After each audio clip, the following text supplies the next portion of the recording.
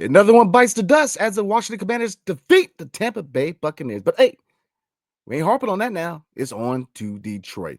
We're going to go over the Detroit Lions preview for Saturday. Next on Washington Football Maniacs.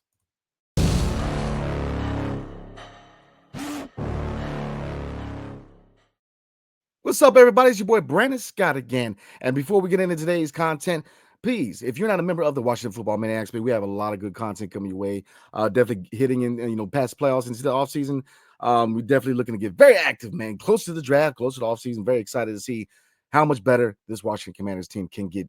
And we're already a 12-win team, so I'm just saying we are headed in the right direction. But today we're going to talk about the Detroit Lions. Yes, we have went into Tampa, and in our typical fashion, beat the Tampa Bay Buccaneers. But hey, now it is on to Detroit because the number one seeded Detroit Lions, man, they are a force to be reckoned with. But if there's a team that has a chance, it is our beloved Washington Commanders. Whenever you have Jaden Daniels as your quarterback, whenever you have Dan Quinn as your head coach, man, there's a chance. This team is special, and this team's going to be good for a long time. So like I said, we can harp on the fact that second-year owner Josh Harris has done more in 2 years than Dan Snyder did in 20 plus years. So we are definitely heading in the right direction, everybody. But today we're going to talk about, again, the preview for Saturday's game against the number one seeded Detroit Lions. So looking at some certain numbers real quick, Saturday, 8 o'clock on Fox. So definitely tune in. The 12-5 Washington Commanders head into Motown to face the 15-2 Detroit Lions. Lord have mercy. 8 o'clock, again, 8 o'clock p.m. on Fox. Now, for you bettors out there, this is powered by BetMGM. The Detroit Lions are 9.5-point favorites. So, am I surprised? No, they're 15-2. So, I would be very surprised if we were the favorites. But, like I said, there's something different about this team than years past. This team is special. This organization is special. This organization has gone through a lot, man. I mean, we've gone through the incompetent leadership of Dan Snyder. And people really forget a lot of, like I said, I'm younger compared to a lot of your older Redskins fans from the Super Bowl years. Even though I was alive when they won the Super Bowls, I was more worried about juice boxes, if we're being honest here. But when this team was owned by Jack King Cook, former owner of the Los Angeles Lakers, the Showtime Los Angeles Lakers, Magic Johnson, Kareem Abdul-Jabbar, the list goes on. When he owned the team, this team had a lot of clout, had a lot of leverage, had a lot of power, not only in the realm of the NFL, but in the realm of politics. In the realm of politics in D.C., Jack King Cook had power. He had a lot of political power. And Dan Snyder took that power and trotted under it with his boots. Dan Snyder was not only incompetent, he was a terrible human being. He was a guy who was just a terrible human being. And look, he's gone. Let's look towards the future. Josh Harris is not only a competent owner, an owner that wants to build this into a championship franchise. General manager Adam Peters has done a great job not only adding talent in the draft, but adding talent in free agency in the trade market. He has found talent in every aspect. In the draft, wow. You look at a lot of players in the previous draft, especially Mike Sandstill, Brandon Coleman, the list goes on. You found guys who are contributing, who are part of the future. You look at free agency, Frankie Louvu, Bobby Wagner, amongst other people, are key contributors here who have a hand in rebuilding this culture. If you look at the trade market, Marshall Lattimore ain't too shabby. I'm just saying. We got the number one corner. And I still think we need to go out there and get another corner, but it is what it is. So the thing is, as we head into Detroit, we're not your dad's Washington Redskins. And I'm not saying the Jack King Cook years. I'm talking about the Dan Snyder years. We obviously don't hold that name anymore, but the look at the past, you have to use that name if you want to look towards the future with a new name and where we're headed, right? So we were once the Washington Redskins, and a lot of the success of this organization that we still have is attributed to that time. So you can't look at the future without looking at the past, right? But this team under Dan Snyder, this is not your Dan Snyder Redskins or football team or Commanders. Totally different franchise. As we head into Detroit, man, yes, we have a 12-5 record. First time we won 11 games since 1991. Let that sink in. 1991. Again, 1991. Good Lord. Right? So as we head into Detroit, we got to be on P's and Q's. We are underdogs, but we definitely are a team where we have to keep turnovers down. So like I said, before I properly get into it, I got my three keys of victory if we indeed want to get past the Detroit Lions and face the Philadelphia Eagles or the Rams in the NFC Championship game. And like I said, I was a guy who definitely believed that the Commanders were a team where next year was going to be our deep playoff run. And you can argue that we never say die. We don't lay down and die. We're a team that keeps fighting and fighting and fighting and fighting to the end. And when you have Jaden Daniels as your quarterback, you have a chance. You have a chance. When Dan Quinn's your coach, you have a chance. I'm telling you, this team does not die. This team is a dog mentality. They fight to the end. I mean, this team is not your Dan Snyder scans, man. This team's different. They're special. They're headed towards a Super Bowl. If not this year. I mean, I definitely think this not. I think it's a tough road to get there this year. I think that playoff experience matters.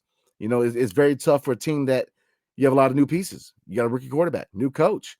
It's tough to translate that to a Super Bowl because chemistry is a real thing and playoff experience counts. And yes, we got some good experience from Tampa Bay, a team where they played well in the regular season, a team that in week one, they beat us in week one. So, like I said, playoff experience counts. And when you look at Detroit, they got that experience from last year. They have that experience. They have that chemistry with Dan Campbell and his players.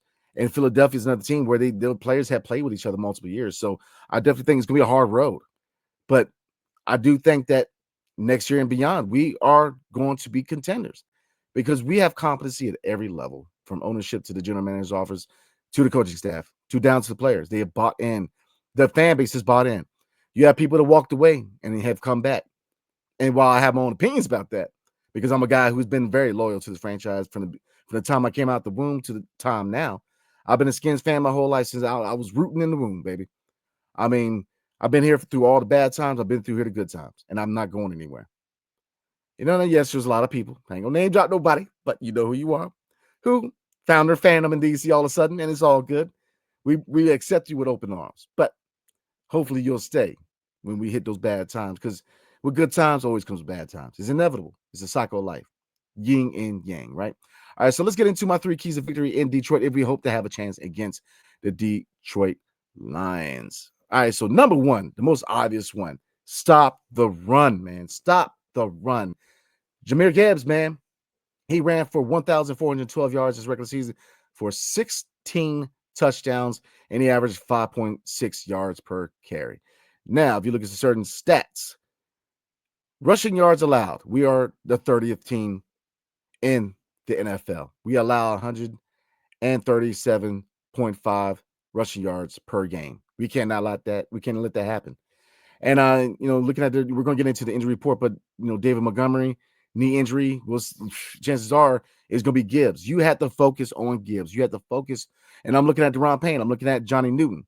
We'll look at we'll look at Jonathan Allen. I mean, Jonathan Allen's another guy. We need Jonathan Allen. We need Deron Payne. We need Johnny Newton to collapse the middle. We got to stop this run. And on the outsides, I'm looking at Louvu. I'm looking at Dorrance Armstrong. I'm looking at Bobby Wagner. We've got to shut down the run because they will humble us. Jahmyr Gibbs ain't no slouch, man. I'm trying to tell you. He ran for 1,400 yards and 16 touchdowns. And we are the 30th worst teams when it comes to rushing yards allowed. Now, rushing yards per game for the Lions. We actually average more rushing yards per game. We are third in the NFL with 154 yards. Oh, excuse me, y'all. 154 yards per game, and they are 6th. So we're third, they're 6th. So they are rushing, or usually around, or they're averaging rather 146 yards per game rushing. So, from a rushing standpoint, we're actually a better rushing team. When you combine B-Rob, we combine Eckler, and when you combine Daniels, we have a rushing attack. But they have more of a featured back in Jahmyr Gibbs. And yes, we have kind of a running back. I'm not going to say running back by committee, but we have a 2-headed monster in Brian Robinson Jr. and Austin Eckler. And I think that's a good thing. You have multiple weapons on the offense. And then don't forget JD5, who amongst throwing from the pocket, he can also tuck and run and do so with some vision. So, I mean, that we definitely have that rushing attack, but so does Detroit. And that's what I'm saying. Key to victory number 1, we have to shut down the run. That have a chance in this game. We have to shut down the run. There is no ifs, ands, or buts about it. If you want to have a chance of winning this game, you have to shut down the run. Before we even talk about anything else, you have to shut down the run because their rushing attack is that good, man. And it is that pivotal for this defense to shut down the run. So that is key to victory number 1. We shut down the run, make Jared Goff made those decisions, man. And look, Jared Goff ain't no slouch. He threw for 4,629 yards this year, 37 touchdowns and only 12 picks. And he's a guy who's found his place in Detroit. This is not just your LA Rams golf, man. This kid's ready to play. He's found the right system, the right coaching staff, and Dan Campbell, a really good coach, in my opinion, who's gotten the most out of his players. The right supporting cast between Amon-Ra, man, St. Brown, and Jameson Williams, even though, Jameson Williams is hit or miss at times, they have, especially with Laporta, the list goes on, they have a lot of weapons. So Goff is not a slouch. But if you shut down and run, put the pressure on him, which leads into my second key to victory, pressuring the quarterback, having a balanced defense. We've got to attack the quarterback, force him to make those quick reads, force him to make those quick decisions, force him to get the ball out quicker, force him to make mistakes. Because if you do that, we can shut this offense down. We can. I'm telling you, I believe in his defense. I believe in what the Commanders can do. Like I said, we still have holes in his defense, but they've shown through leadership. I mean, Frankie Louvu and Bobby Wagner, not only from the standpoint of the linebacker core, the defense period, we have that leadership that we've lacked since London Fletcher. Bobby Wagner has been a great leader here on the defense. Frankie Louvu has been a dog. And then when you bring in a guy like Marshawn Lattimore, he provides that leadership on the secondary that we needed. Nothing against Benjamin St. Juste, but he didn't provide that leadership. Mike Sanders still is a rookie, but he is a keeper for many years to come. Mike Davis wasn't a leader. We gained a leader by example in Marshawn Lattimore. So I believe in his defense, but they have to be on P's and Q's. They got to shut down the run, and they have to put the pressure on Jared Goff and force him to make not only those quick reads, but make quick decisions. He's not a guy who's going to run too much. So you have to collapse that pocket, man, and really get in there. I'm looking for Dorrance Armstrong to get in there and get nasty and put a hurting on the Goff, man. That's where I'm at. So, like I said, 2 keys of victory. Number 1, shut down the run. Number 2, attack the quarterback. Attack. Number 3, turnovers. We've got that. Like I said, every key to victory really influences the next, right? Shut down the run, forcing the pass. When you're forcing the pass, attack them, put the pressure on, force them to make those quick reads and quick passes, which leads to what? Turnovers. Capitalize. The matchup I'm looking for is Amon-Ra St. Brown versus Marshawn Lattimore. Because look, give credit where it's due. I am a Commanders fan, but I am a football fan overall, man. And look, Amon-Ra St. Brown ain't no scrub, man. This is one of the best receivers in the game for a reason. His route running, his hands, the list goes on. I didn't think he was going to be this good coming out of USC, man, but he is, to me, he's a top 10 receiver in his game. And reasons, I mean, look at the stats from this previous year. The man is a beast. 115 receptions for 1,263 yards and 12 touchdowns. Just tells you all you need to know. Now, is he the only threat? No, Laporta's a guy you definitely got to look out for when it comes to receiving threats. And Jameson Williams, man, you can't take away from the fact that he is, he's a deep threat. So they have receiving threats. And like I said, this secondary has to be on the P's and Q's. Marshawn Lattimore, shut St. Brown down. When I'm looking at Sam Still and St. Juste, you got to take care of everybody else. We've got to shut down Laporta. We've got to really keep an eye on Jameson Williams because he's a guy who is not a talent thing with him, is availability. He's had his injury issues, dating back to last year. And, like I said, he's a guy where if you do not pay him attention, he will humble you. He will definitely humble you on the outside, man. So, like I said, I'm definitely looking for us to get those turnovers, not only from sacks, hit Goff, man. I mean, like I said, I'm not a proponent for, concussions are a real issue, but look, put them out, man. Knock them out. I mean, look, get to the pressure. Let's put some people on the Goff, man. Put the pressure on. Let's get some hits on him. Let's make him feel that. Let's look. Here's the thing, man. We have a culture here in DC with the Commanders now. Like I said, it's not your Dan Snyder Skins anymore. It's not your Dan Snyder football team or the Commanders, which I still think he gave us the name as a way on the way out to kind of as the last jab at us, man. But this is not the Dan Snyder years anymore. They've got a culture here, man. They play hard. They play to fight. They fight to the end. For the first whistle to the last, this team fights. Look, if you want to humble Detroit, if you want to shock the world, because I think that most of the fan base believes we have a chance. I think we have a chance. Yes, it's David versus Goliath. Don't get it twisted. But I do believe we have the personnel on this team to throw that rock and knock that dude out.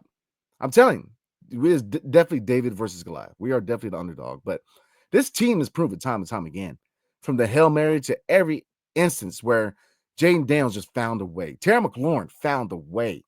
This defense found a way to win the game, to stay in the game. We have a chance in this game.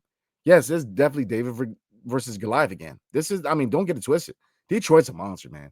I mean, they're 15-2. Their offense is out of this world. The defense is on point. I mean, this team is ready for a Super Bowl run.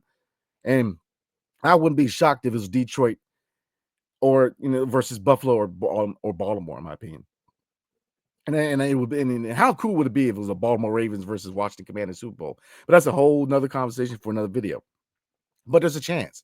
Like I said, so to reiterate real quick before we call it a night, my 3 keys to victory are shut down the run, make them pass, put the pressure on the quarterback. Number 2 is the second key to victory. Put the pressure on the quarterback, force him to make the quick reads, make him get the ball out quicker, make him get into my third key to victory, turnovers, make mistakes, make him make mistakes, make him make decisions faster. So I definitely believe, guys, if they hold to these 3 keys of victory, we will see a victory on Saturday.